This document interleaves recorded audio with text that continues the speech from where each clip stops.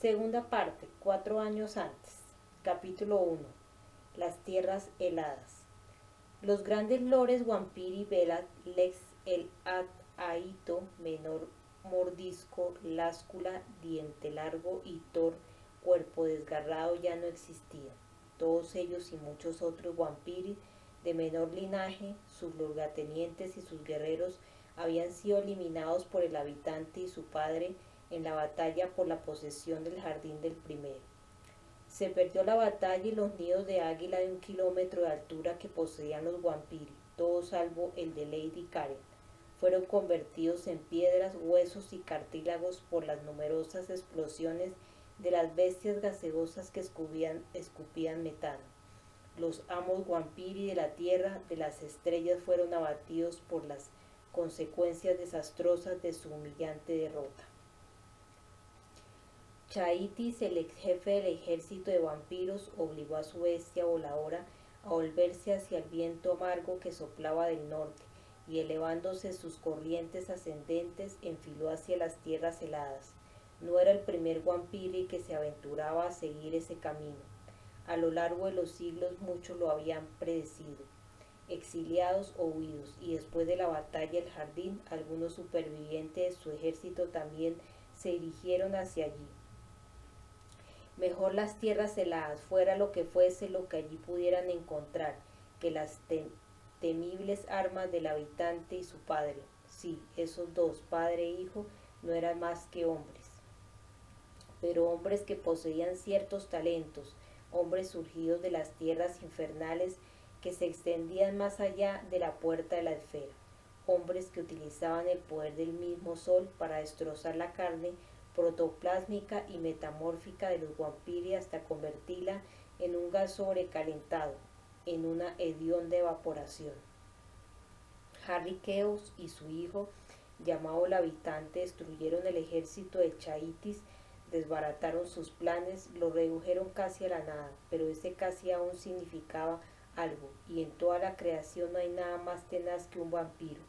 A la menor oportunidad, Chaitis ampliaría las escasas fuerzas que le quedaban para volver a ser alguien. Cuando llegara ese día, si es que llegaba, entonces los habitantes del infierno pagarían, ellos y cuantos los habían secundado en la batalla por la posesión del jardín. Lady Karen los había apoyado. Esa traidora ramera Wampiri, Chaitis, jaló con fuerza de las riendas de cuero, tirando de la embocadura de oro que llevaba en la boca su bestia voladora hasta que rasgó la carne. La criatura, que en otros tiempos había sido un hombre, un viajero, transformado horriblemente por obra del arte mutante de Chaitis, lanzó un gruñido quejumbroso por los hollares humeantes y agitó sus alas de manta a mayor velocidad, elevándose aún más en el aire helado como si quisiera alcanzar las frías estrellas diamantinas. De repente, a espaldas de Chaitis, un estallido de ardiente luz hendió las montañas. Los rayos del sol asomaron por detrás de la cordillera y lo golpearon como una lanza desde la tierra del sol. Notó cómo la luz bañaba su negra túnica de piel de murciélago. Dio un respingo y supo que había volado demasiado alto.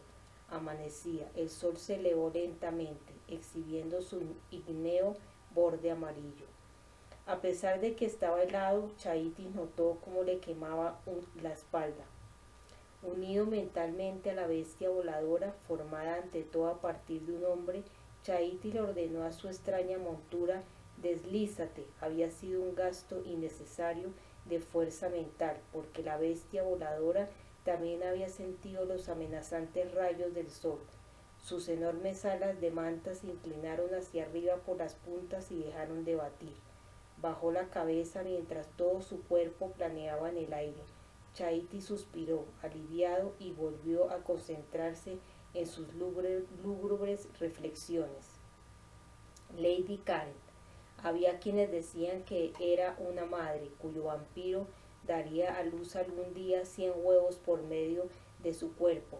En un futuro lejano, en la tierra las estrellas volverían a aparecer los nidos de águilas y en ellos habitarían los negros descendientes de Karen, y la ramera en persona sería la reina de la colmena de todos los Wampiri. No cabía duda de que Karen y el habitante firmarían una tregua, que harían las paces y establecerían entre ambos los lazos de la carne. Cómo lo conseguirían era algo que Chaitis ni siquiera lograba imaginar. ¿Acaso no había visto él con sus propios ojos a Harry Queo y a Karen juntos en la madriguera de esta en su nido de águilas de la tierra de las estrellas, el único que seguía en pie cuando todos los demás habían sido derribados? Karen, sin excepción, todos los lores vampiros se habían sentido atraídos por su cuerpo y su sangre. Y si hubieran ganado la batalla por la posesión del jardín del habitante, Chaitis habría reinado junto a ella. He aquí un pensamiento digno de saborear. Karen. Chaitis la recordaba tal como la había visto durante una reunión de todos los lores vampiri en el nido de águilas de Karen.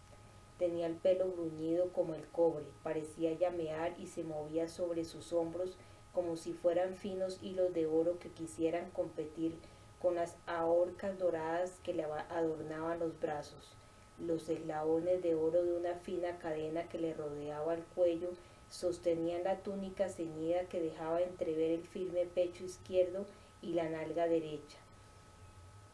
Y como iba desnuda, de haberse visto del todo, el efecto habría sido explosivo. Si los lores que la veían de aquel modo hubieran llevado guanteletes de batalla, y si el orden del día de la reunión no hubiera sido tan importante, con toda probabilidad los lujuriosos lores habrían luchado por ella. ¿Y cuál era el más lujurioso de los vampiri? De un hombro pálido y perfecto pendía una capa negro humo, hilada con destreza de la piel de Desmodus, en la que brillaban puntadas doradas, calzada unas sandalias de pálido cuero, también cosidas con hilo de oro, y de los lóbulos de sus orejas pendían unos discos dorados en los que aparecía su signo cabalístico, la cabeza de un lobo aullando. Karen te dejaba sin aliento. Chaitis había notado cómo los pensamientos de los demás lores se encendían igual que su sangre, y supo entonces que todos habían deseado estar dentro de ella. Hasta los pensamientos del más taimado y tortuoso de todos ellos, Chaitis había sido desviados, precisamente lo que la bruja deseaba. No cabía duda. Karen era muy lista, aún podía verla, un recuerdo ardiente en su memoria. Su cuerpo tenía la cadencia sinuosa de las mujeres viajeras al bailar, y sin embargo parecía tan indiferente que rayaba en la inocencia. Su rostro en forma de corazón, con un rizo de pelo rojo que colgaba sobre la frente, también podría haber sido inocente, pero sus ojos escarlata la delataban. Tenía unos labios gruesos, rojos como la sangre, color que acentuaba la palidez de sus mejillas ligeramente hundidas.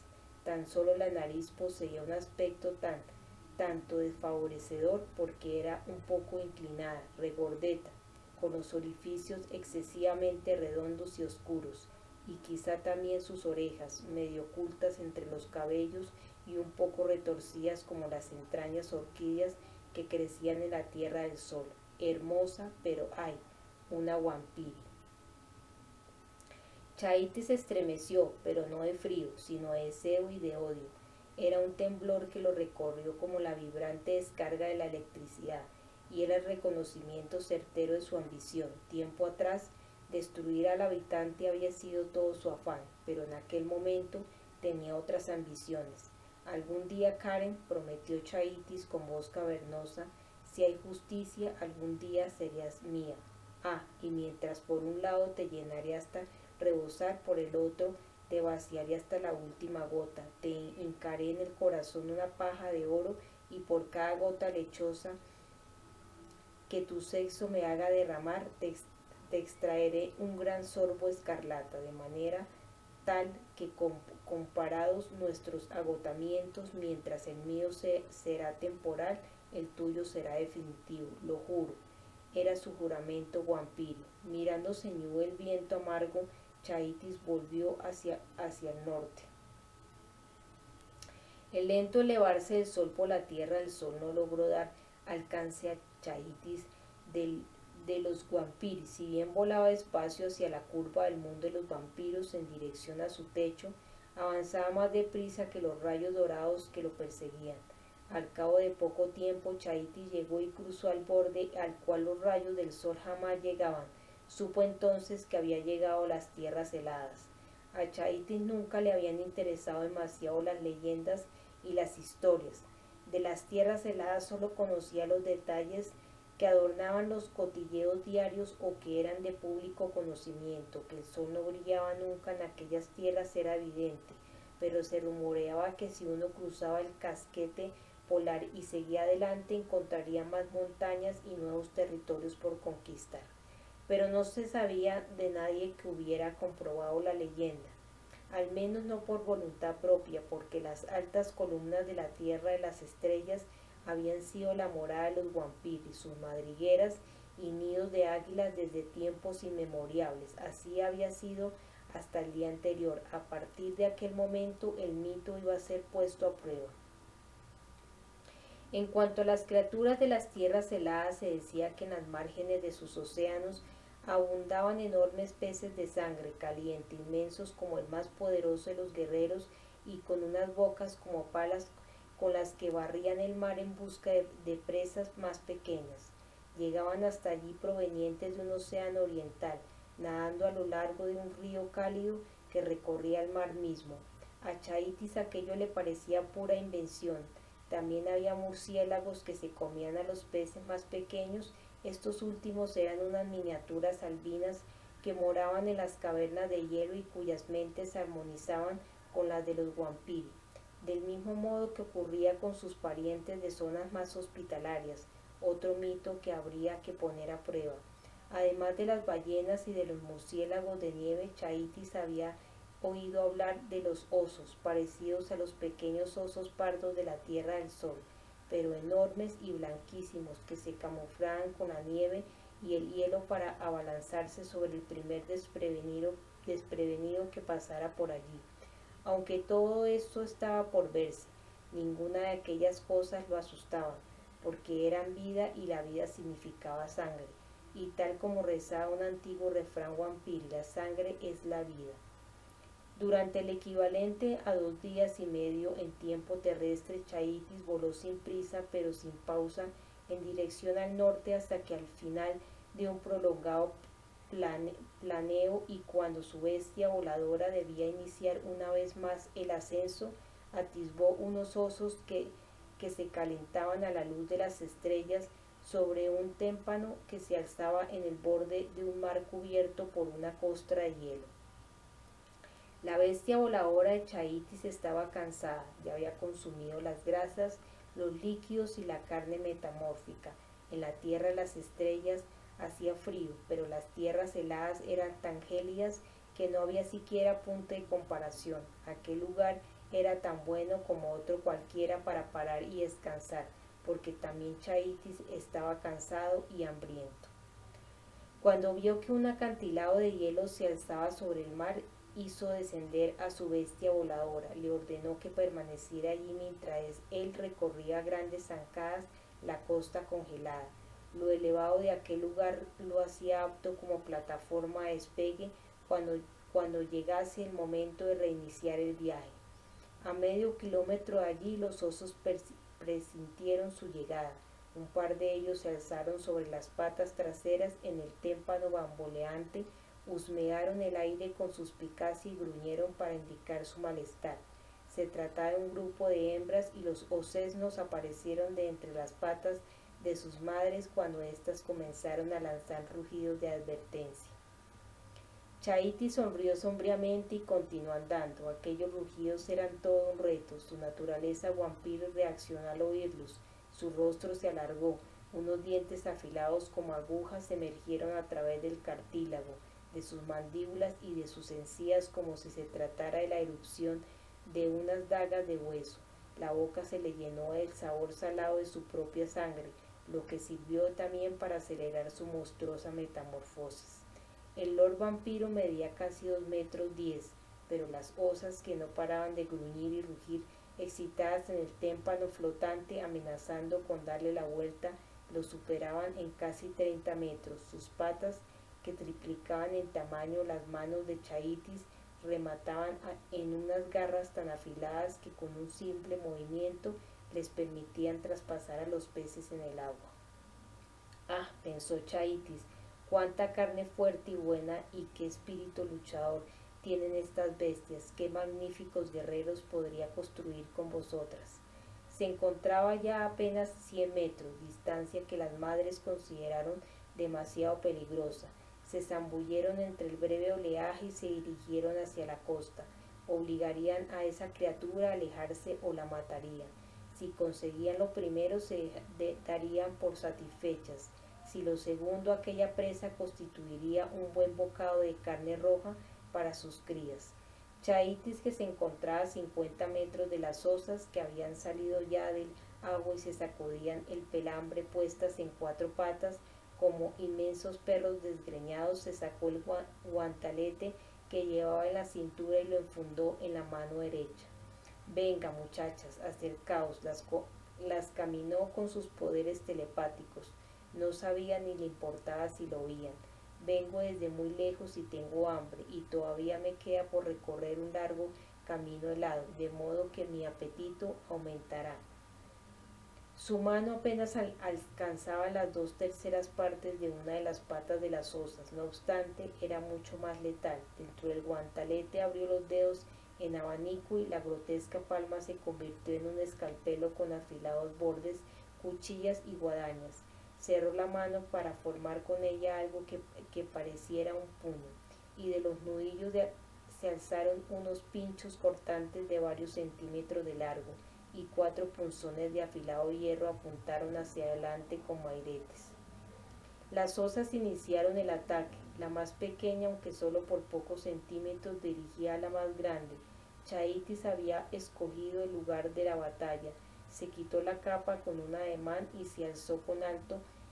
Era el centro de una zona despejada y helada, rodeada de un campo de puntiagudos peñascos de hielo. Las osas se encontraban en desventaja. Se acercaron resbalando por un terreno desigual.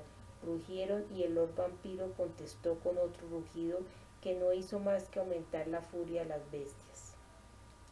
Hasta poco antes Chaitis había tenido una apariencia más o menos humana. En ese momento era cualquier cosa menos humano.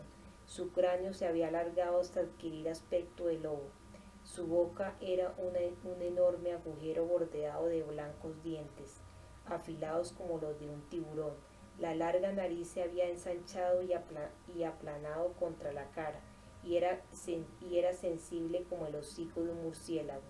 Aunque hubiera estado ciego, aquel hocico y sus orejas retorcidas habrían rastreado los movimientos de sus contrincantes con tanta precisión como sus ojos escarlata.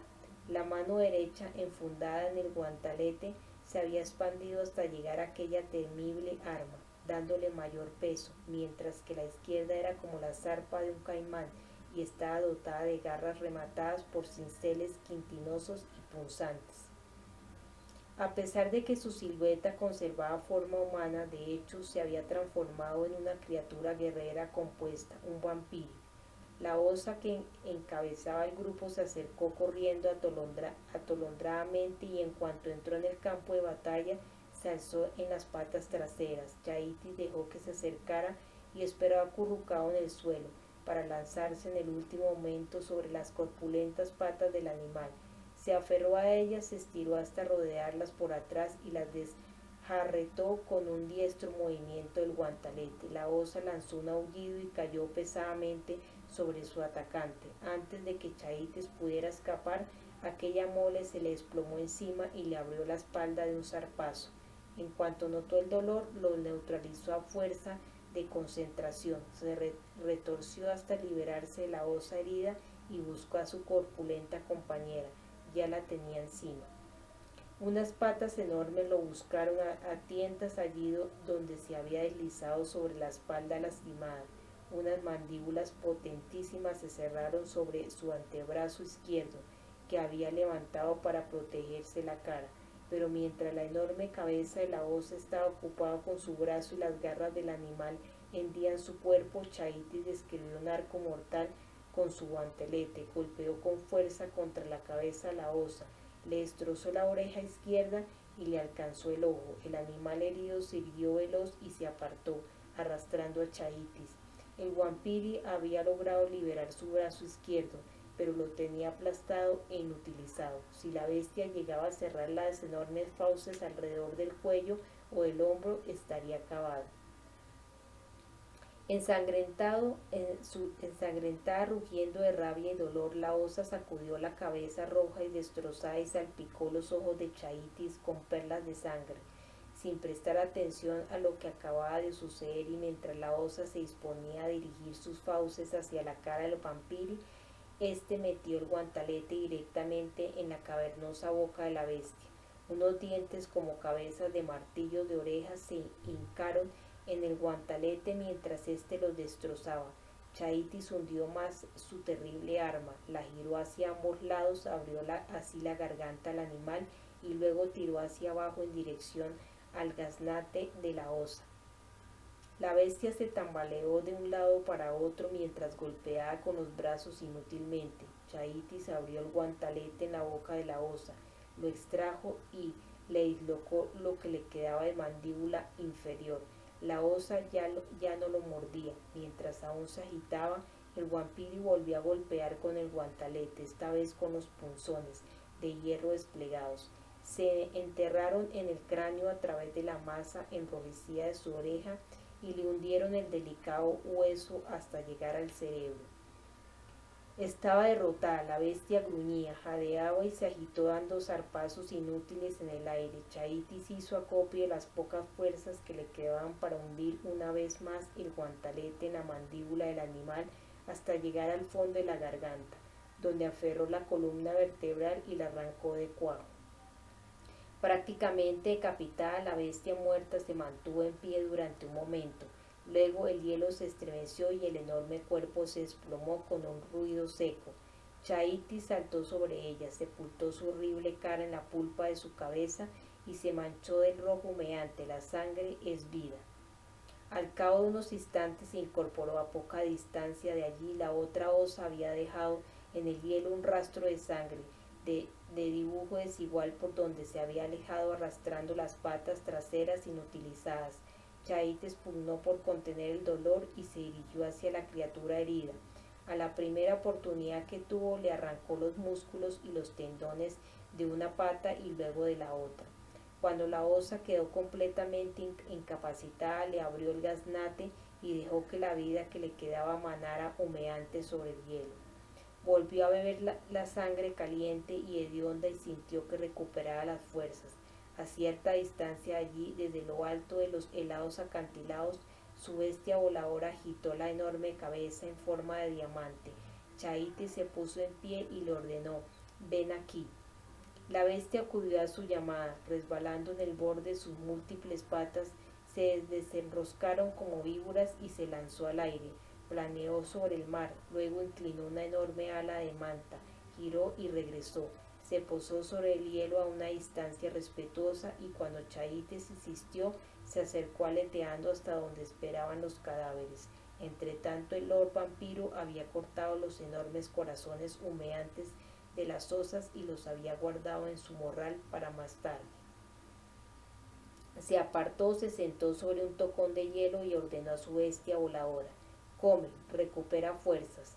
Bajo la brillante luz de la luna y las estrellas, la bestia renegaba recuperó gran parte del calor, las grasas y líquidos perdidos. «Así me gusta, come bien», le dijo Chaitis. «Pasará un tiempo hasta que volvamos a encontrar carne tan fuerte como esta, por lo menos hasta que yo me haya curado». Después, poco a poco dejó que el dolor invadiera libremente su cuerpo. Las terribles punzadas de la espalda rota, el brazo aplastado y las costillas partidas allí donde habían recibido los golpes de la osa. Sintió un dolor inmenso. El vampiro que llevaba adentro lo sintió también y fue el estímulo que aquella cosa necesitaba para luchar por la recuperación, el dolor. En ocasiones como aquella, después de una batalla ganada duramente, el dolor era más cálido que el interior caliente y suculento de una hembra. Chaitis Se enorgullecía de que el dolor recorriera su cuerpo para sentir cómo las cicatrices se cerraban, tal vez dejar algunas abiertas o al menos cubiertas con una costra, como recuerdo de su victoria. Aunque ¿quién iba a admitirlas? Después de un larguísimo vuelo, Chaitis atisbó los castillos de hielo que relucían bajo las contorsiones serpenteantes de la aurora. No podían ser otra cosa que nidos de águila. El corazón le latió con más ímpetu dentro del enorme pecho. ¿Guampiris allí? ¿En qué clase de criaturas se habrían convertido a causa de las bajísimas temperaturas de las tierras heladas? ¿Serían albinos como los míticos murciélagos a los que le crecía una blanca pelambre que los mantenía abrigados? ¿De qué se alimentarían? Y más importante aún, ¿cómo reaccionarían ante la presencia del Lord Chaitis? Condujo a su bestia voladora a zonas más elevadas para espiar mejor las tierras cubiertas de hielo. Hacia el norte, tal vez en el extremo más septentrional, una hilera de volcanes apagados elevaban al cielo los conos de sus cráteres a través del hielo y la nieve. Se extendían tanto hacia el este como el oeste, hasta donde alcanzaba la mirada de Chaitis, perdiéndose de vista en horizontes helados y relucientes. Algunos estaban envueltos en hielo, otros dejaban ver la roca desnuda. De todo ello Chaitis dedujo que las montañas descubiertas debían de conservar una parte de su antiguo fuego. Su opinión se vio reforzada cuando notó que el cono central y más grande despedía un poco de humo, pero era un efecto que iba y venía y podía tratarse de una ilusión óptica producida por el deslumbramiento general, deslumbramiento provocado por las estrellas y la aurora. El techo del mundo aparecía iluminado por una extraña luz diurna de tonos azulados. La luz no era considerada como algo esencial por los Guampiris, todo lo contrario, puesto que la noche era un elemento, poseían unos ojos capaces de ver en los lugares más oscuros. En cuanto a las columnas de hielo, Chaitis las escrutó tan a fondo como le fue posible. Eran simples toperas comparadas con las otrora poderosas columnas de piedra y hueso de la tierra de las estrellas. Incluso la más alta de las que allí veía apenas media la mitad de los más humildes nidos de águilas. Allí donde no aparecían cubiertas de nieve, se apreciaba que el hielo que las envolvía era purísimo. Parecían inmensos caravanos invertidos que crecían en círculos concéntricos a partir del volcán central. En los lugares donde a la luz atravesaba sus picos, vio que eran de hielo compacto, pero en la base muchas parecían tener cimientos rocosos. Tal vez en su época de apogeo el volcán central había lanzado a su alrededor grandes cantidades de material ígneo para formar manchones de roca caliente con ondulantes anillos, como un puñado de barro lanzado en un estanque. Después, con el paso de los siglos, las capas de hielo se fueron acumulando para formar poco a poco las columnas dentadas de afiladas puntas. Era una explicación tan factible como cualquier otra. El hecho de que los castillos de hielo no eran aptos para ser habitados resultó obvio desde el principio, y Chaitis pudo muy bien haber continuado su vuelo, pero entonces vio algo en la base de uno de aquellos castillos que tenía el aspecto de una bestia voladora. Postrada en realidad estaba congelada y descendió para verla más de cerca. Volvió a escoger el borde de un acantilado de hielo como una pista de aterrizaje. Dejó allí su bestia voladora y recorrió poco más de medio kilómetro hasta llegar al cuerpo que había visto desde arriba acurrucado sobre la nieve helada. Una bestia voladora, no cabía duda, cubierta de escarcha muy delgada y en apariencia muerta. En apariencia, pero nadie sabía mejor que Chaitis de los Guampiris no difícil que era matar a tales criaturas. Al igual que los lores vampiros que las hacían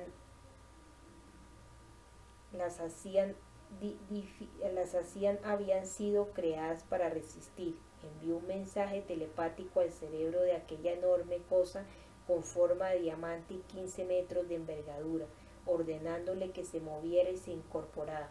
No obedeció, cosa que apenas lo sorprendió. Sus diminutos cerebros rara vez se sintonizaban con otra mente que no fuera la de su amo, pero si esperaba una mínima reacción de curiosidad, aunque solo fuera por el hecho de que un lord vampiro extraño le hubiera dado una orden, por más inútil que ésta fuera, no había observado la más mínima reacción, por lo que dedujo que su cerebro debía de estar muerto, igual que la enorme masa de carne que lo cubría.